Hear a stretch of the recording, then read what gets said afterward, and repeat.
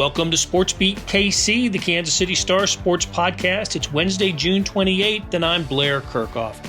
We're talking Kansas State in the Big 12 with Kellis Robinett, and we're covering football and hoops.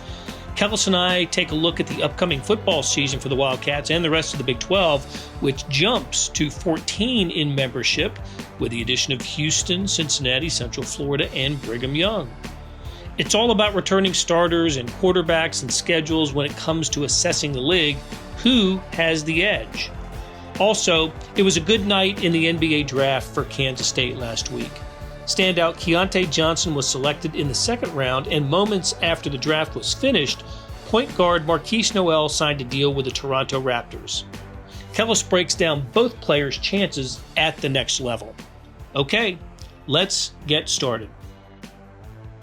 Kellis, the NBA draft has come and gone, and I think we were thinking for sure one Kansas State player would be taken, and maybe two. Turns out it is just one, Keyontae Johnson, 50th overall to the Oklahoma City Thunder. But then, heck, I think even before you finished writing your story about Keyontae Johnson, Markquis Nowell was signed a two-way deal with the Toronto Raptors. Let's talk about Keyontae Johnson first, though. I think the Thunder are getting a pretty good player and someone who I think has the ability to stick in the NBA. A little bit undersized, but what do you think about Keyontae Johnson's NBA hopes? I think he's got a pretty bright future in front of him. The question for him at the next level, I think, is who does he defend? What position does he defend?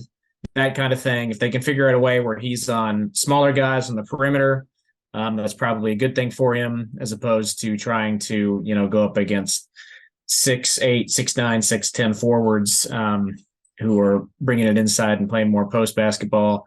So I think that kind of will ultimately decide how great of an NBA player he is. But outside of that, I think he's got everything figured out. He's got a very good outside shot. He's got a really high basketball IQ. He's got the ability to get inside and create his own shot when he needs to. You saw that at Kansas State last season. And I think really the consistency that he brings to the table is as appealing as anything.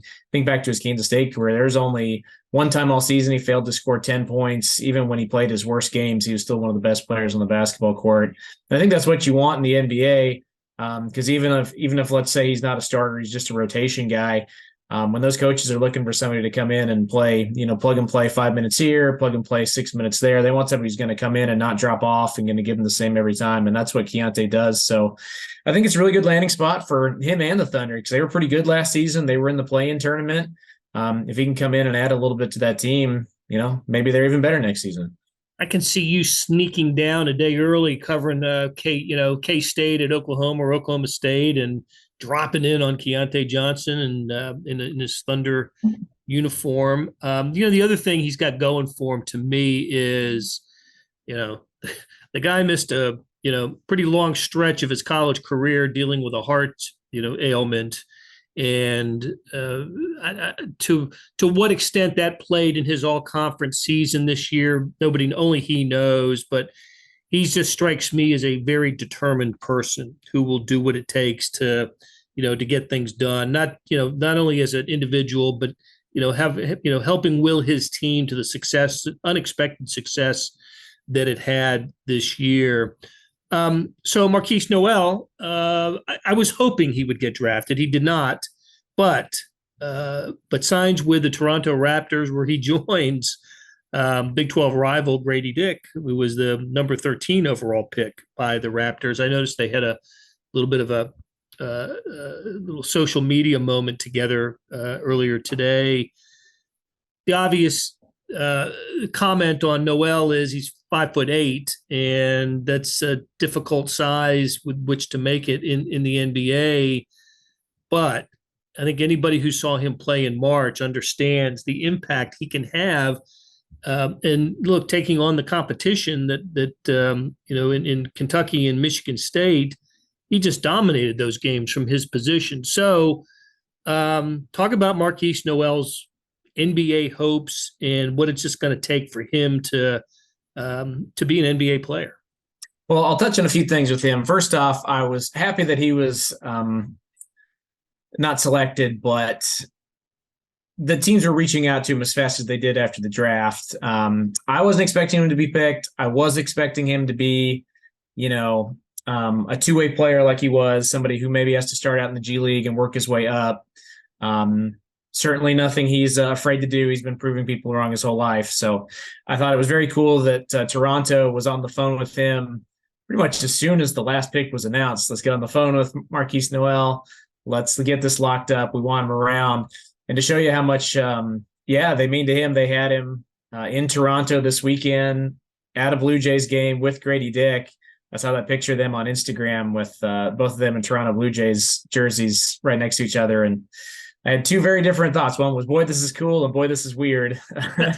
after seeing what they did last season, going up against each other, now seeing them on the same team. But it is cool to think about. I mean, as good of a shooter as Grady Dick is, as good of a passer as Markquis Nowell is, if they're both on the same team and the same lineup next season, they really could do some damage together. So that's very cool to think about it. From Nowell's perspective, moving forward, I think it's a good fit for him. Toronto's backcourt seems like they need, a new infusion of some new blood up there. So he'll get a chance to show what he can do. There's always going to be the questions about his height. And I certainly do wonder. There were times when he would go up against teams with big rim protectors in college. And when he would go in the lane, his shots would get blocked rather easily. And it's not going to get any easier at the next level. So that's always going to be a concern. But you make a great point in that Kentucky game. How many Kentucky players were picked in this draft? A lot of them. And he was going up against a whole team filled with future NBA draft picks, tearing them apart, behind the back passes, scoring at the rim, dishing out assists. So he can do it. Clearly Toronto likes him. It only takes one team to like you to give you a chance. And now that he's got his foot in the door, I wouldn't doubt it that he can actually crack this roster and play a little bit next season. I guess with him, it's kind of the same thing as I said with Keyontae, is how good of a defender is he? In college, teams really, it's always kind of baffled me that nobody's been able to post him up and take advantage of his game that way. He always seems to just kind of fool you and, run around the other side, strip the ball away. I always thought that was funny, that no matter how tall somebody was, they couldn't score on him. You might think that changes in the NBA. If it does, then it's going to be hard for him. But if it doesn't and stays the same, then I think he'll have a shot. So it'll be very interesting to see. But I'm happy he gets a chance because he's got the game. He might not have the size, but he's got the game. Among the players, the backcourt players that Toronto is looking to replace is Fred VanVleet. He signed a free agent. I don't know who he signed with, but it's not with Toronto. He left the Raptors. So I was going to ask you, Kellis,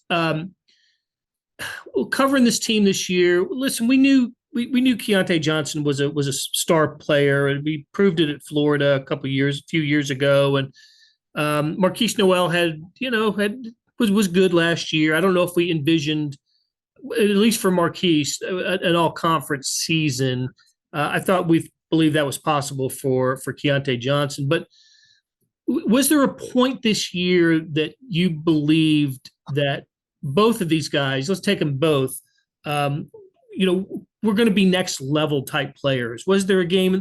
The reason I bring it up is the other two Kansas City area second round picks were Jalen Wilson from Kansas and Kobe Brown from Missouri.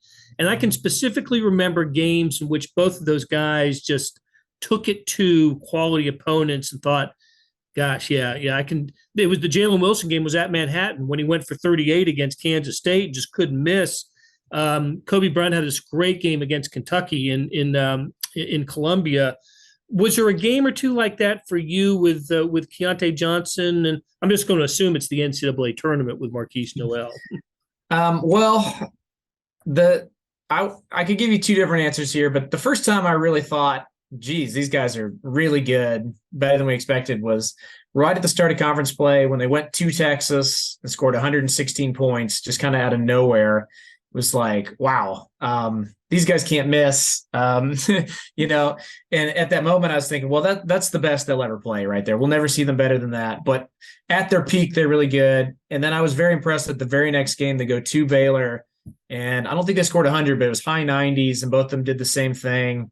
Neither one of them could miss a shot. Neither one of them could do any wrong with their passes. And it was just like, wow, okay.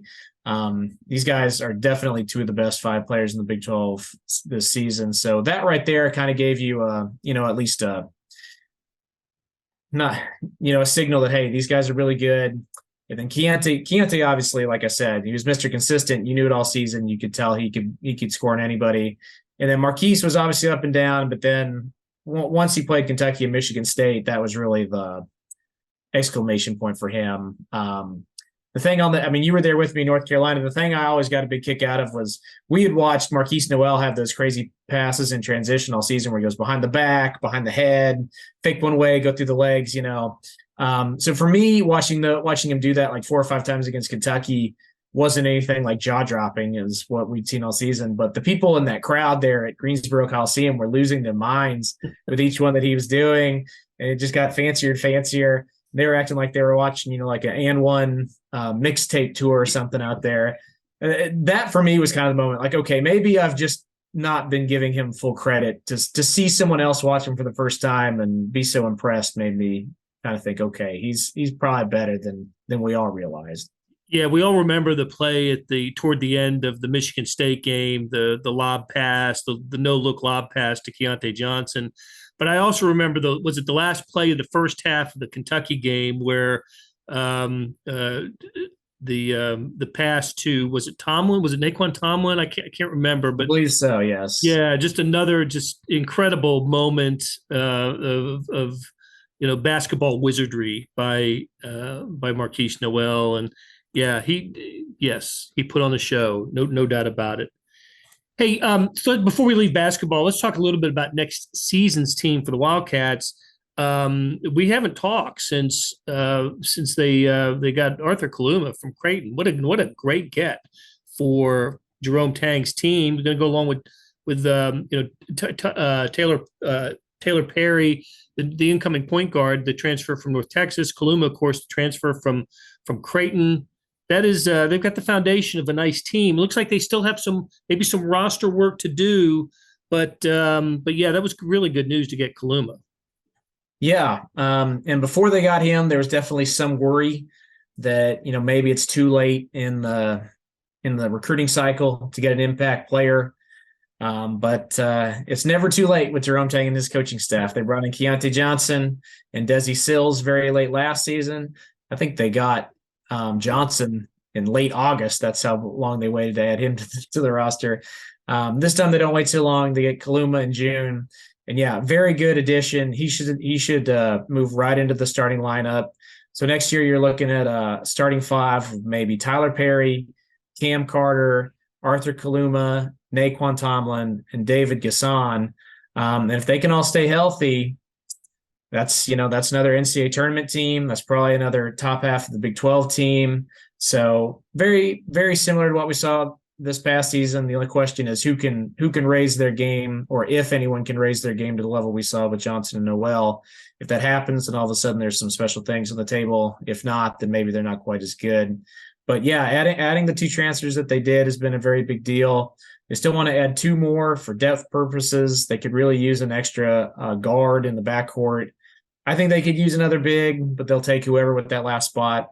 If they can get to 13, they'll be feeling really good about themselves. But the one thing I would say to anybody who's sitting out there saying they got to get to 13, last year they did have 13 on the roster, but they redshirted 3 guys, so they really only had 10 people last season.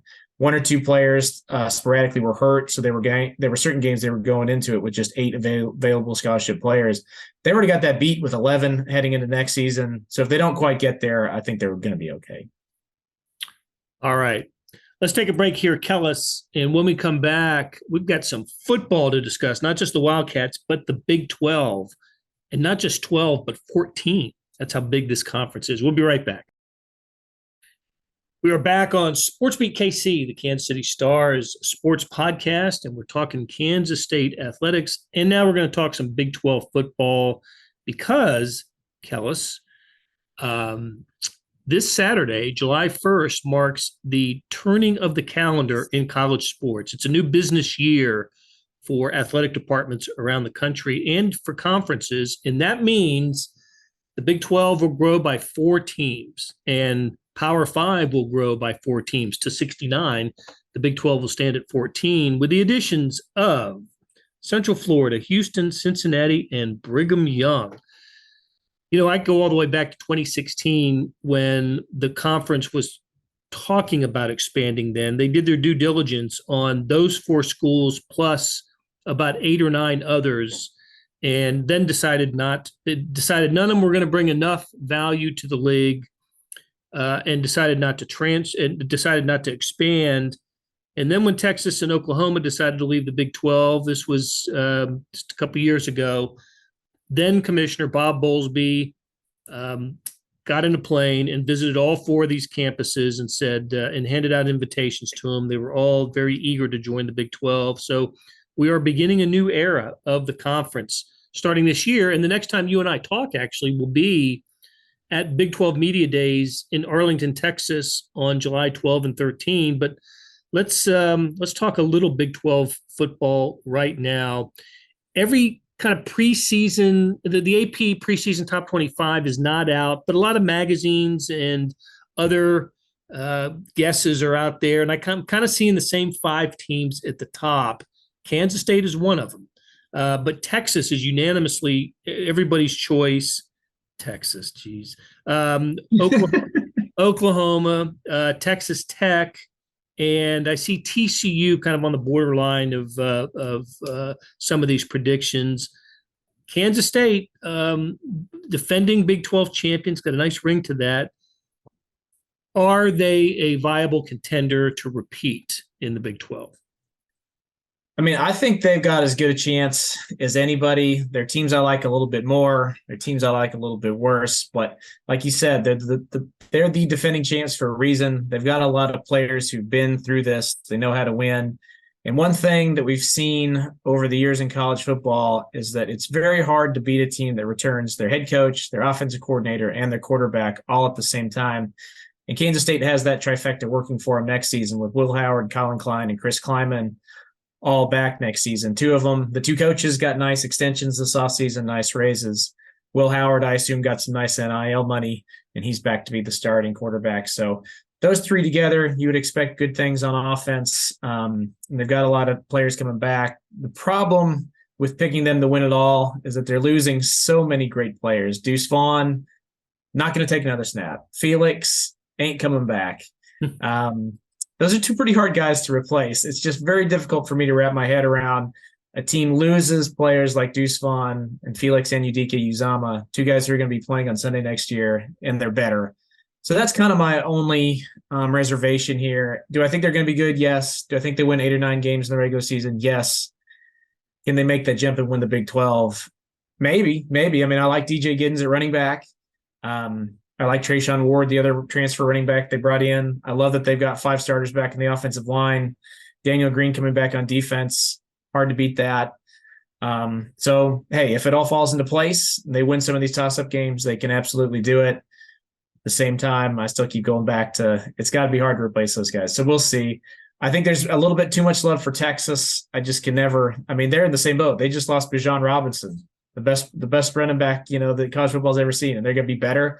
I don't know. It's hard for me to wrap my head around. The other teams I'm keeping an eye on, I want to see what Oklahoma can do. I don't necessarily think they're very good, but the schedule makers gave them a heck of a draw this season. They just don't play many hard teams.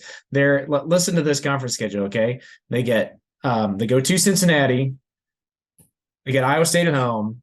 Texas and Dallas, obviously going to be hard, but then they get UCF at home, at Kansas, at Oklahoma State, who they always beat, West Virginia at home, at BYU, TCU at home. I'm not seeing a lot of L's in that season, even for a team that's not very good. And then the other team I want to see is Texas Tech. They were on an absolute roll at the end of last season. They're another team. Do you actually buy the Red Raiders? They never seem to break through. Maybe this is the year. Those are the teams I'm looking at. Well, when you're reading off the OU opponents, I did not hear Kansas State. No, and that's been an automatic L for them for years. So take that off the schedule. That's a very nice get for them. And Kansas State, unfortunately, does not get to beat them this season. So, like I said, schedule makers were in their favor. And usually or historically, and this will be a subject of a story that we'll work on maybe from Big 12 Media Days, departing schools don't get favorable treatment from the conference. I can remember Nebraska's final year in the Big 12. The conference actually, as they work with schools for bowl opponents, made Nebraska play a team they had played during the regular season in their bowl game. Missouri always believed that the Big 12 was out to, hose them in scheduling, but OU sounds like they're getting a little kiss from the schedule makers. Well, maybe they've instructed the Big 12 refs to give them some bad breaks. Get them that way. And of course, that'll be a message board topic, hot topic throughout the season for OU and Texas. We'll see if it's Kansas State, Oklahoma in the Big 12 championship game, and an extra second needs to be put on the clock late. We'll see who gets the benefit of the doubt there. See what's really happening.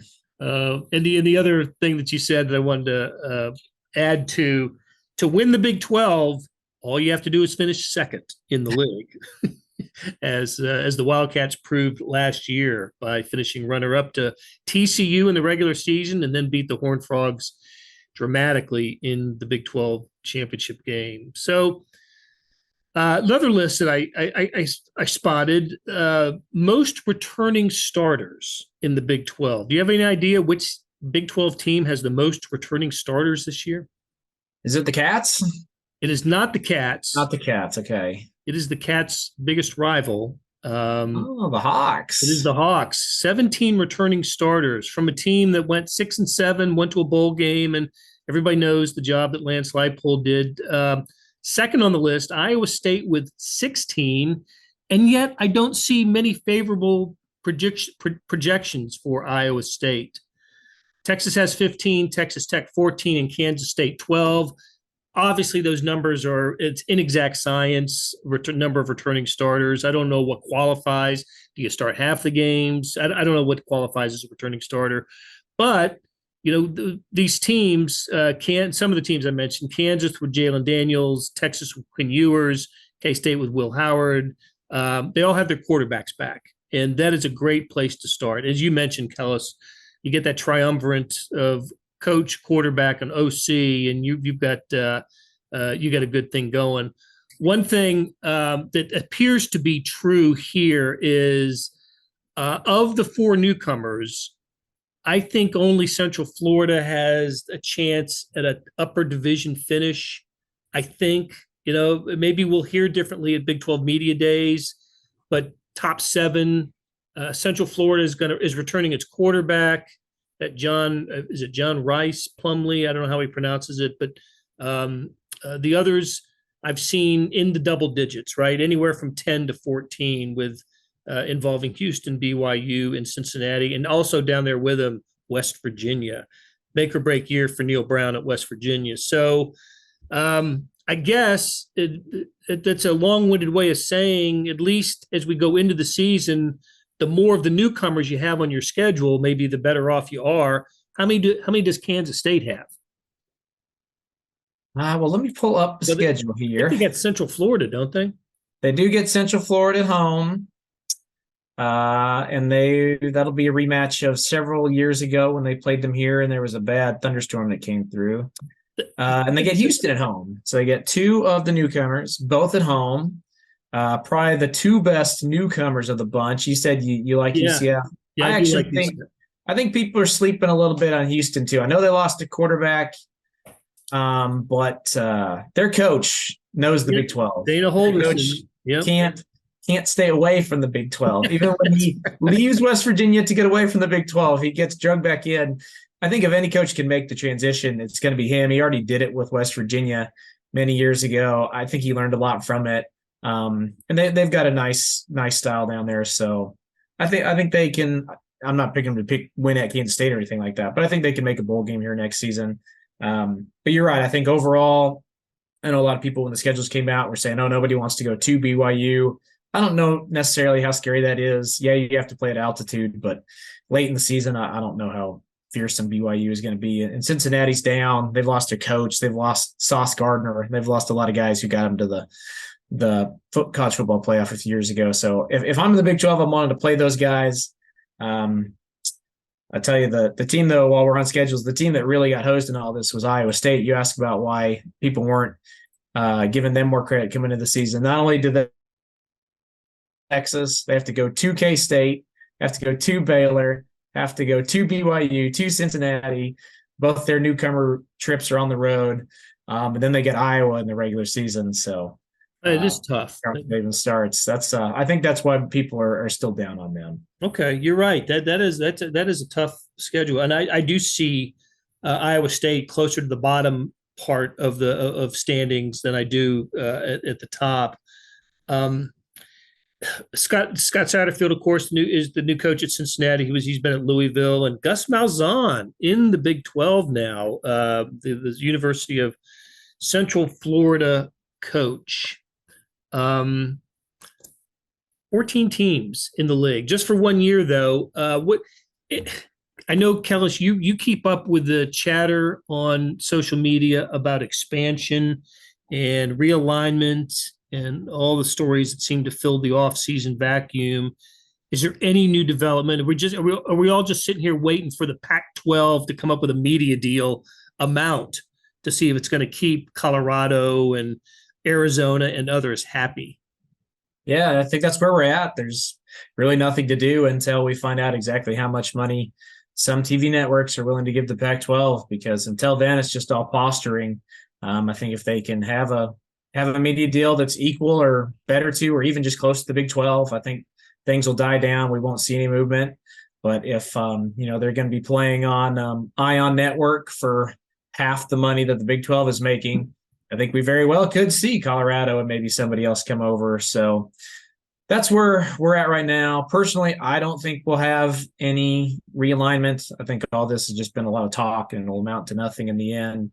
But you never know. It sure seems like Colorado's open to it. So, which is kind of funny that Colorado, of all teams, school that was could barely win one football game last season, is the team everybody's waiting to see what they do. But if anybody moves, I think it's them, and then that would set off a wild string of events. I'll tell you, the one school I wish the Big 12 would go after a little bit harder. Seems like they're not that interested, but I would really like it if they added San Diego State. They're just sitting there. They need a conference. They're in a good location. They just were good in basketball. I'd love to go to San Diego. You'd love to go to San Diego. Fans would love to go to San Diego. I'd rather bring them in than Colorado, personally. I second that motion, and I think we would support the idea of all conference events happening in San Diego, including they can move the conference office there for all I care. Office, the basketball tournaments, the conference football championship game, all of it goes to San Diego. But you're right; they are a school without a conference right now, and I'm sure the Pac-12 will take it in when it gets around to announcing its TV deal. But right now, San Diego State is looking as a future as an independent, and that doesn't work out that well. I also like your suggestion that maybe perhaps Pac-12 will end up on the Ion Network. I flip through that on my cable and think, what the hell is that? But hey, it would be on TV. It would be on TV. Right. I'm trying to be on. It would be on my cable. Be the first time I've ever seen the Pac-12 on my cable. So, oh man. All right, Kellis. Thanks for the conversation, and we will see you in Arlington, Texas, in a couple of weeks. Can't wait. That'll do it for today. Big thanks to Monty Davis for producing the show, and to our SportsBeat KC staff of Randy Mason, Jeff Rosen, and Scott Chasen. Tip of the cap to Kellis Robinett for sharing his insights. Morning Sports Edition is the nation's top digital sports section with complete coverage of local and national sports, plus columns, features, and box scores. See what I mean by going to liveedition.kansascity.com. Here's a programming note. SportsBeat KC is going on its summer vacation. And not a moment too soon. But we'll be back in 2 weeks in time to cover the Big 12 and SEC Media Days, the start of Chiefs training camp, the Royals, Maybe they can put together a winning streak in my absence. Sporting KC, the current, everything that happens in Kansas City sports, we'll talk about it. As always, thank you for listening.